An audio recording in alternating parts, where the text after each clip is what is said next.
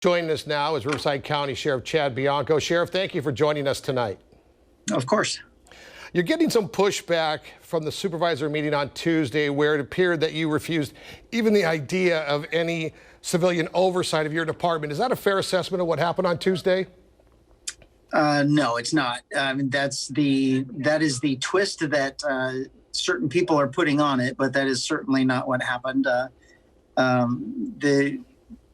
It's plain and simple. You just have to watch what the board meeting was and what this was about. And I simply told them it was honestly a waste of everyone's time for me to meet with the executive officer to go over policies and procedures that are open to everybody and then just come back and report to the board what we talked about.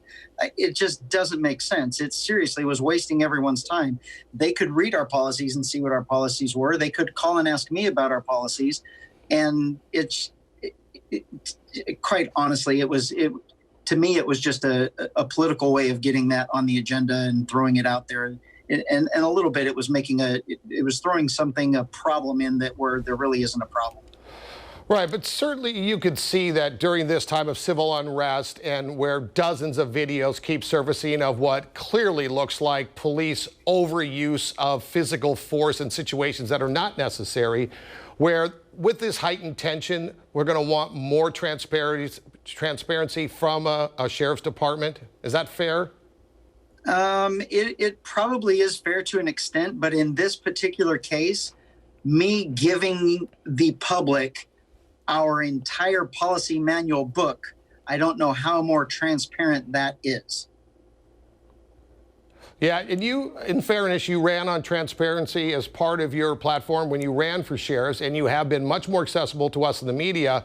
But I guess the question is, are you concerned that this is the way your meeting on Tuesday came across, that you were unwilling to even discuss the idea that there was any need for oversight within your department? I guess I should be concerned if that was the case. I didn't get that from that, and other than Supervisor Perez, who had the agenda item up there, I didn't get that from the other supervisors, certainly.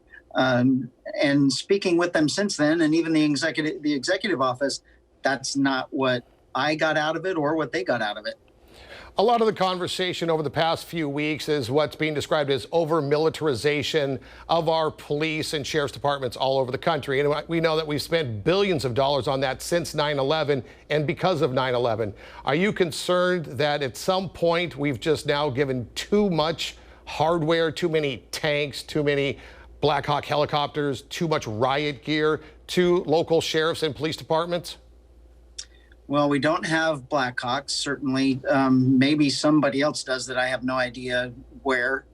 We certainly don't have tanks. We do have armored vehicles. If you paid attention to the news this morning out of Central California, we had a police station ambushed with a man with what appears to be high-powered rifles, shooting at all of the cops, killing one, or seriously injuring one, shooting him in the head. Maybe, if you look at it like that, should we have those things? I think we should. If you look at the riots and the protests of cars burning, of buildings getting destroyed, of buildings getting burned down, how do you not have an argument that we should not have the best equipment possible to protect us? That seems fair. Let's talk about some of the tactics being used in the streets. And we can all agree that these are highly charged situations.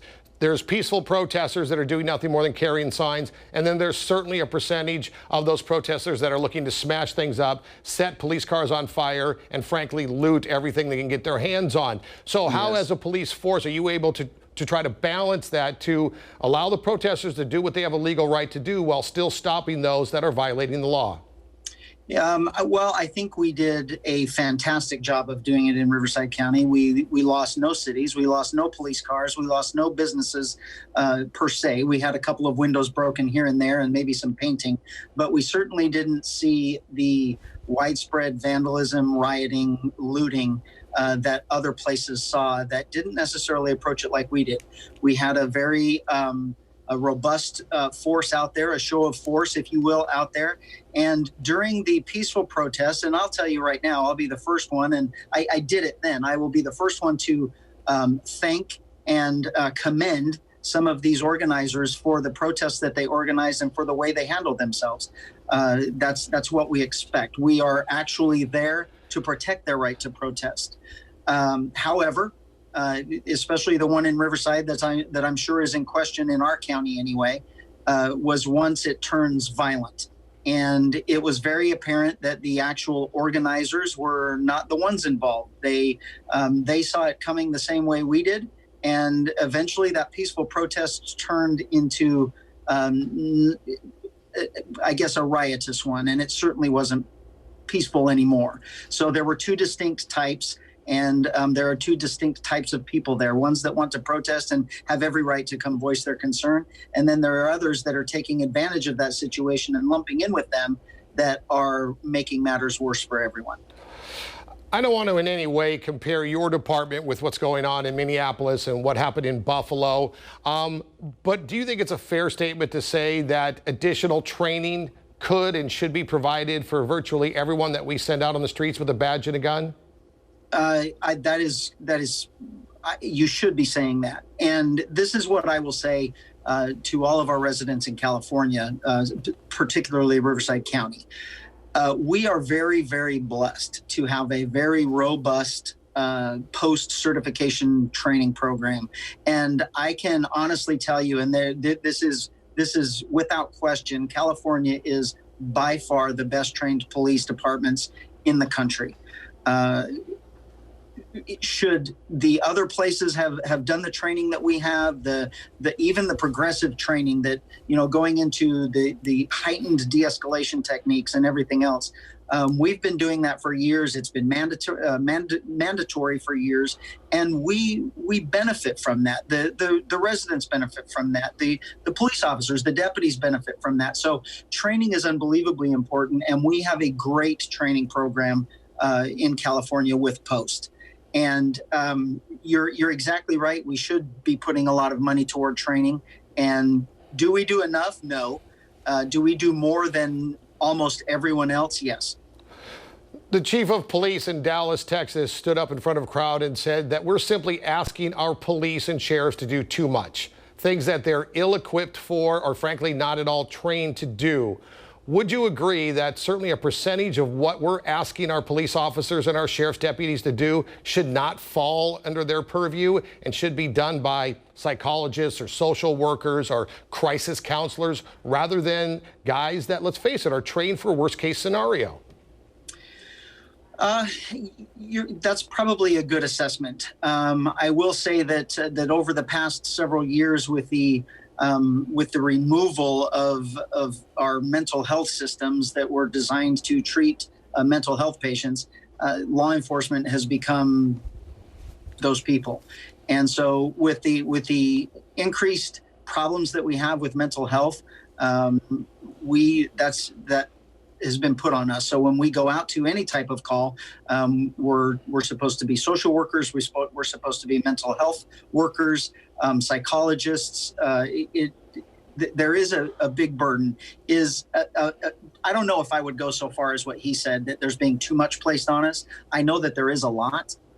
We do have a lot of expectations being placed on us. I would like to think that we're capable of meeting those expectations. Could we always use the help? We certainly could. One of those, particularly that, we have social workers that ride with us, mental health workers that ride along with deputies. And that program is working out great. Hopefully we're going to be able to get the money to increase that program. And it's just something that we have to adapt to the job that's being presented to us. So I would never give in. I'm up for any challenge. And I think that whatever challenge is posed to us, I think we'll meet it. We'll meet it head on and we'll overcome it. I want to go full circle now on how we started this conversation. After your appearance before the County Board of Supervisors on Tuesday, Mayor Pro Tem Holstage sent out a letter in support of the supervisors who wanted to have more oversight over the department. There was a huge backlash from the police union of the Palm Springs police officers. Now, I know those aren't your guys, but my question is, were you surprised by the backlash from the Police Officers Association? I'm surprised at her political statement and even her personal opinion, because she's implying that the Palm Springs Police Department is made up of a bunch of racists, and that is the furthest thing from the truth. And not only is it reckless, and it's promoting a divide, it's promoting something that isn't there. For if it is for some other agenda, I don't know, but it's implying that we're not professional, that we don't that we're not doing the things that we should be doing. And I think that she should have got a lot of backlash, because it was very reckless, in my opinion, for her to even say it. There is complaints. We do get complaints of the way we handle calls sometimes, but what I can tell you from not only our department but from other departments, racial issues is not the big issue that we get complaints over. And for her to imply that they are a bunch of racists and that things have to be done because of the systemic racism, I mean, that's the catchphrase, that to throw that out there, it's like, oh my gosh, how do you combat that? But yet you're implying that that's what you have working for you, when, like they pointed out 2 years ago, she's their best friend and she says how great they are. But now all of a sudden, within 2 years, they've turned into a bunch of racists. It doesn't make sense. Well, in fairness, I think what she was saying is a city that had a long history of racism, which is true, and it's not a proud part of our Palm Springs history, but it is a part of it. One last question for you, Sheriff, and again, I don't want to compare your department with any of the others across the country. How concerned are you in a situation with George Floyd where there was 3 officers engaged with him, 1 standing by, 6 holding a perimeter, and only the guy who had been there for 4 days suggested that maybe they roll him over, all before he died? Does that sort of scenario where nobody steps up in that situation, is that not the culture of racism that they're talking about? You know, I don't. That's open-ended, and I don't know what was going through his head there, but what I see as a law enforcement leader, I can tell you that would not happen in Riverside County, whether it was my agency or whether it was one of our police departments, because I believe that we do hold each other to a higher standard. And as we're watching that video, I have not found anyone of my colleagues or my subordinates that have even remotely supported anything that they did. It was highly condemned. No one can fathom any of that video. I mean, they had him in handcuffs for so long and walking him around. I mean, if they were going to arrest him, they should have arrested him. And if he's complaining about medical problems, you give him medical treatment. That was a complete failure of those officers. I don't know whether this is factual. I've heard that some of them were on training. So, I mean, that's problematic that you have training officers that's what they were teaching. I was appalled, and I know that my chief counterparts around here, they were appalled. I am very confident to tell the residents of Riverside County that something like that would not happen here. We really do hold ourselves at more of a professional and a higher standard, and that was just simply wrong. Everything about that video, what they did from start to finish, was just wrong. All right, Sheriff Chad Bianco, thank you for your time as always, sir. You're welcome. Thank you.